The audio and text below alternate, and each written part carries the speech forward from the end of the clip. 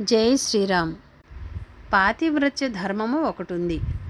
పతివ్రత తనను తాను కాపాడుకోదు. తనని కాపాడవలసిన అవసరం తన పతిదే.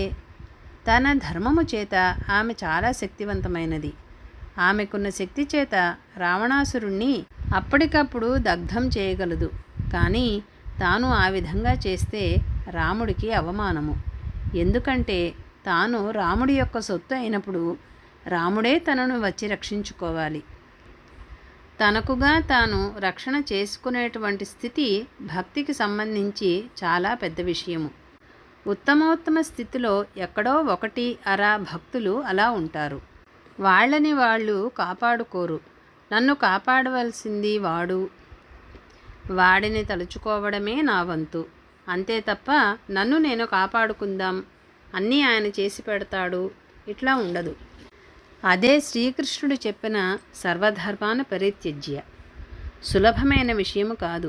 ఎందుకంటే మనము ఏ ఎండకి ఆ గొడుగు పట్టడం అనే పద్ధతి బాగా నేర్చి ఉన్నటువంటి వాళ్ళము. అందుకని ఇక్కడ రాముడి కన్నా విష్ణుమూర్తి బెటరేమో అనిపించవచ్చు కదా సీతాదేవికి. ఇవన్నీ ఎందుకు? మా నాన్న జనక మహారాజు ఉన్నాడు, బాగా యోగసిద్ధి కలిగినటువంటి వాడు, యోగి. ఆయనకి కబురు పెడితే బాగుంటుందేమో. అంతకుముందు అగస్త్య మహర్షి వాళ్ళని కలిశాము. అగస్త్యుడి కన్నా మించిన వాళ్ళు ఎవరూ లేరు కదా. వారందరి ముందు కనపడడు రాముడు. ఇప్పుడు ఎంతమంది మహర్షులను చూస్తూ వచ్చారు? ఇంట్లో వశిష్ఠ మహర్షి, అటుపైన విశ్వామిత్రుడు, భరద్వాజుడు, రకరకాల మహర్షులు. అందరినీ మించి అగస్త్య మహర్షి. ఇంతమందిని చూచి వచ్చింది అమ్మవారు. జీవి ఎక్కడైనా ప్రలోభపడిపోవచ్చును కదా.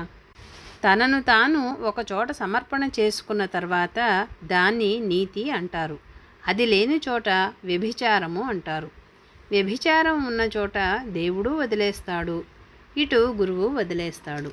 అందుచేత ఇక్కడ ఈ వ్యభిచారం లేనటువంటి ఒక స్థితిని సీతాదేవి నిర్వర్తించి చూపిస్తోంది. హనుమంతుడు వీళ్ళందరినీ నిర్జించి తనని లంకలోంచి తీసుకువెళ్ళగలడు అని తెలిసి కూడా సీతాదేవి నేను రాను, ఆయనే వచ్చి నన్ను తీసుకువెళ్ళాలి అని చెబుతుంది. నువ్వు నన్ను రక్షించగల శక్తి కలవాడవే అయినా నేను రాను. ఆయన వచ్చి నన్ను రక్షించుకుంటే అది ఆయనకి ప్రతిభా ప్రతిష్ట. ఎందుకంటే నేను ఆయన్ని శరణు పొందినటువంటి దాన్ని. అలాగే రావణుడికి చెబుతుంది. ఇప్పుడు నేను నిన్ను సంహరించేస్తే రాముడికి ఏమి కీర్తి? అడవుల్లో భార్యను పోగొట్టుకున్నాడు, ఆవిడని మళ్ళీ ఆవిడే రక్షించుకుని వచ్చింది, వీడేం రాముడు అంటారు కదా.